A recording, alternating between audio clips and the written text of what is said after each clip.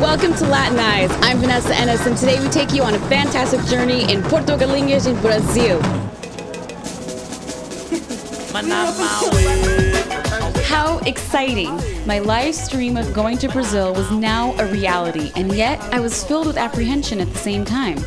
Brazil was a Portuguese colony though, and I have a Portuguese background, and Portugal is not Brazil. Would I feel out of place here? Big question. Today we take you on a fantastic journey through Brazil's area of Portugalinhas. We explore coral reefs, seahorses, exciting dishes, and much, much more. So sit back, relax, and we're taking you on a great journey ahead. Stay tuned and find out if Brazil busts my chops or if I make it on my own. I was soon to find out. So here we go.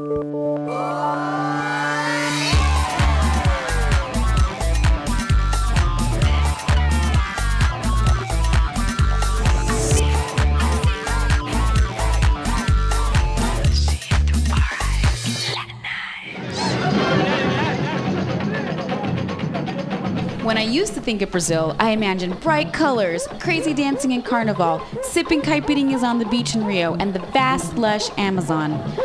On my journey to the Pernambuco region, all that got thrown out the window. I was soon to discover there was so much more to Brazil than that. I came to Brazil looking for culture, food, and some insight into my Portuguese roots. Brazil was a Portuguese colony which shares many cultural aspects with Portugal, starting with the national language, Portuguese.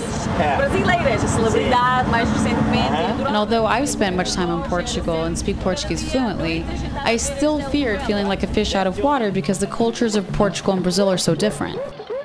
Additionally, there is a further connection I was curious to explore, given that my mother grew up in Angola, Africa, another Portuguese colony.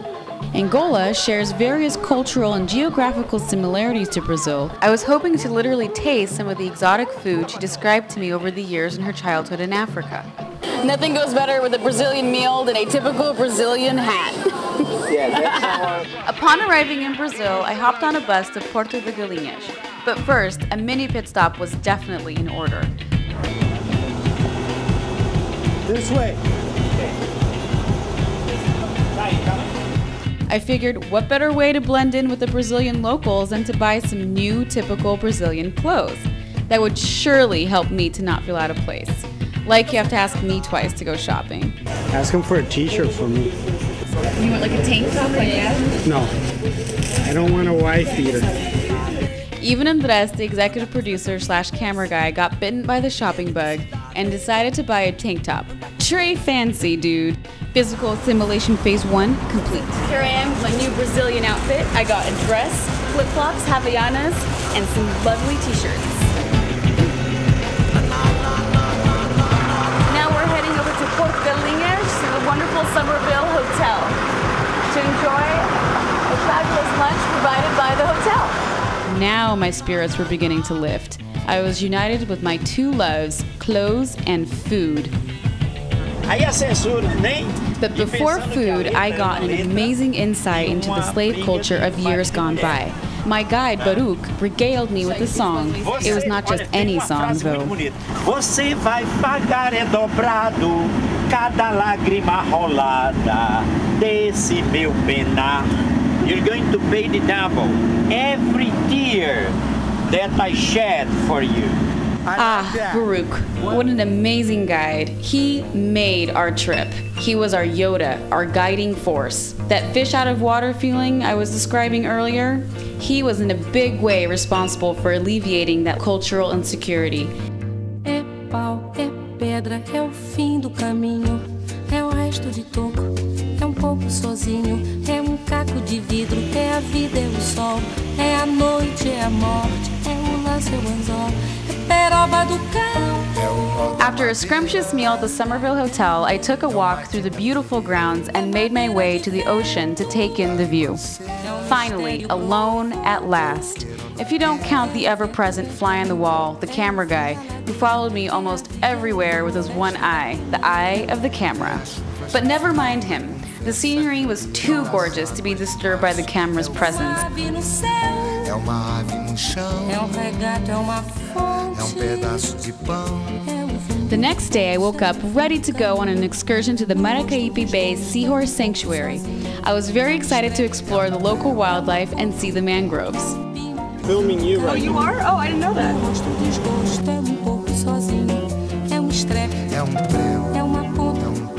Known as the best beach in Brazil, Porto de Galinhas will awe you with natural beauty.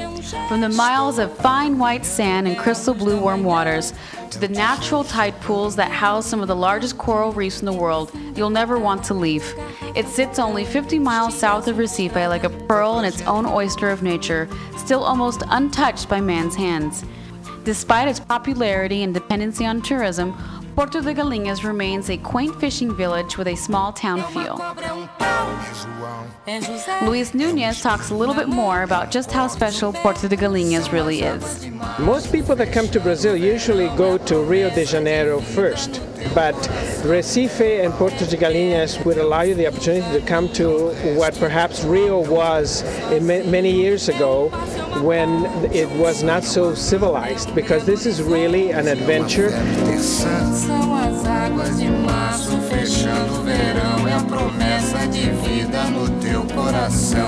The resorts in Porto de Galinhas are less crowded and more family oriented. Each and every one of the hotels have extensive activities for children. And that presents a very beautiful opportunity for families, because they know that even though their children may not speak Portuguese, they will be catered to by all the staff, and the activities will be done in several languages. And after all, children don't really need translation. They just know how to play with other kids. They just need fun. Yes.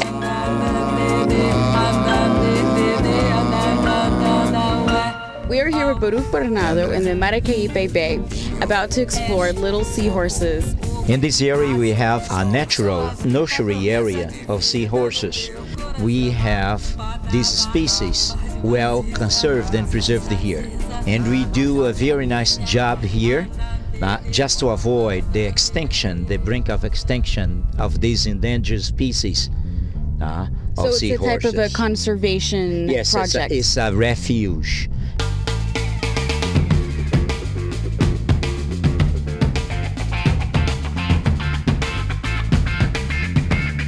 The Maracaípe Bay not only offers a sanctuary to seahorses, but also a plethora of other wildlife. Brazil is very protective of its natural resources, and specifically, Porto de Galinhas has made a tremendous effort to preserve its ecological beauty. Many of the pools, particularly the smaller ones, are strictly off limits. One of these passionately protected pools is called the Map of Brazil. The dark one is the male, this orange color is the female. The female becomes pregnant and passes on to the male because they have a pouch. And then they're also monogamous, correct? Like the same couple for us. If they were like the jangadeiros, they would have some, you know, they are very faithful.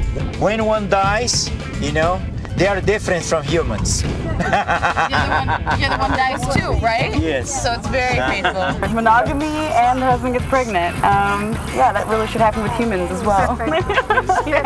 It's perfect marriage. That's the best kind of husband in the whole world. Ever. A big threat is that some people want seahorse as a pet. They have an aquarium. Another problem is that in some places people have those things like a mystic superstition that seahorses or dolphins as a source of a magic power, especially for their sexuality. So seahorses are sexual? So they say it's aphrodisiac. Turtles and seahorses and dolphins, and you know, mankind has to see how important it is to conserve and preserve nature for their own preservation. Now that Baruch has explained all there is to know about seahorses in the Maracaípe Bay, we move on to a more crustacean approach. So here I'm holding a caranguejo sa, which is a typical species of the Maracaípe area. This is edible, and here in the area, now we only eat when they are big. enough. You know, this is already still small. And normally we have also these pincers that they are taken and we prepare as in vinaigrette sauce, and it becomes a good relish, a good appetizer. Crab meat, we make a stew with tomatoes, onions, shallot, coriander, and we have a good, very nice casquinho de caranguejo. There she goes back into the water. Almost.